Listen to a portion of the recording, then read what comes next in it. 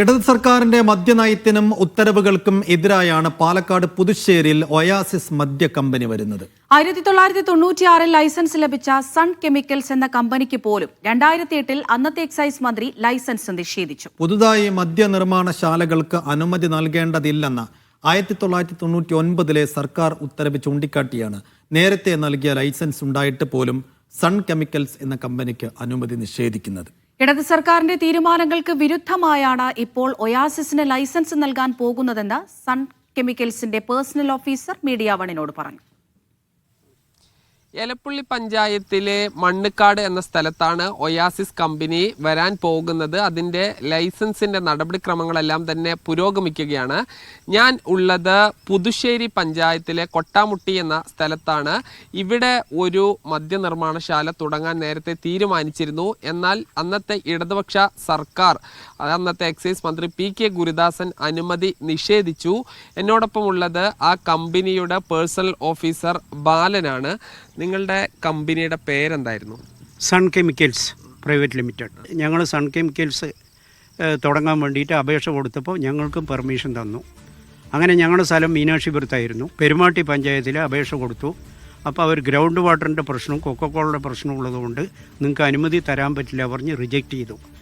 Reject ചെയ്തപ്പോൾ പുതുശ്ശേരിയിൽ കോട്ടാമുട്ടി പറഞ്ഞ സ്ഥലത്ത് സ്ഥലം എടുത്തിട്ട് വീണ്ടും പഞ്ചായത്തിൽ പെർമിഷൻ, പുതുശ്ശേരി പഞ്ചായത്ത് പെർമിഷൻ തന്നു. അതുപോലെ എക്സൈസ് ഡെപ്യൂട്ടി കമ്മീഷണർ വന്ന് വെരിഫിക്കേഷൻ നടത്തി.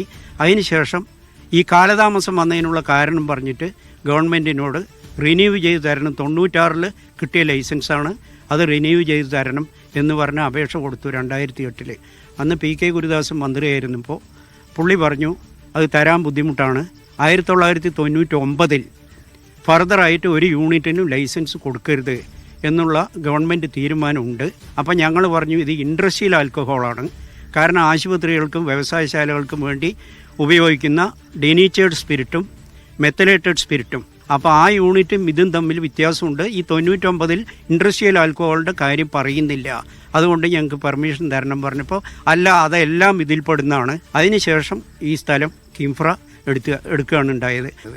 99 ഓർഡറിൽ പ്രത്യേകിച്ച് പറയുന്നുണ്ട് പ്രൈവറ്റ് കമ്പനികൾക്ക് കൊടുക്കില്ല എന്നും സർക്കാർ സ്ഥാപനമായ മന്നൻ ഷുഗർ ഫാക്ടറിക്ക് വേണമെങ്കിൽ കൊടുക്കാം. ചിക്കോക്സിൽ ENA ഉൽപ്പാദിപ്പിക്കുന്നുണ്ട് ഇപ്പോൾ. അതുകൊണ്ട് ഇവിടെ വിദേശ മദ്യം സഫിഷ്യൻ്റാണ്, ഒരു പ്രശ്നവുമില്ല. ആവശ്യത്തിനനുസരിച്ചിട്ടുള്ള ലിക്കർ ഇവിടെ കിട്ടുന്നതുകൊണ്ട് ഫർദറായിട്ട് യൂണിറ്റിന് ലൈസൻസ് കൊടുക്കണ്ട എന്നാണ് സർക്കാർ തീരുമാനിച്ചതെന്നാണ് ഞാൻ മനസ്സിലാക്കുന്നത്.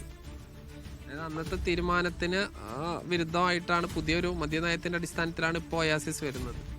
തീർച്ചയായിട്ടും അങ്ങനെ ഒരു തീരുമാനം ഇപ്പോഴും നിലവിലുണ്ട് എന്നാണ് എൻ്റെ വിശ്വാസം. അങ്ങനെയാണെങ്കിൽ അത് വരുന്നത് തെറ്റ് തന്നെയാണ്. അങ്ങനെ വരാൻ ഒരു സാധ്യതയുമില്ല.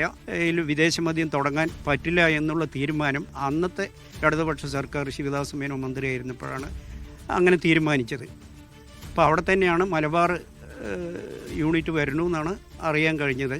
അപ്പോൾ അന്ന് പറഞ്ഞ കാര്യങ്ങളൊക്കെ ഇന്ന് പൂർത്തിയായിട്ടുണ്ടാവും, ഇന്നൊരു പ്രശ്നമില്ല എന്നാണ് ജനങ്ങൾ വിശ്വസിക്കേണ്ടതാണെന്ന് മനസ്സിലാക്കുന്നത്. എന്തായാലും കുടിവെള്ളത്തിൻ്റെ പ്രശ്നം, അതോടൊപ്പം തന്നെ മറ്റ് പ്രശ്നങ്ങളെല്ലാം തന്നെ ചൂണ്ടിക്കാട്ടിയാണ് ഇത്തരമൊരു തീരുമാനം ഇടതുപക്ഷ സർക്കാർ എടുത്തത്.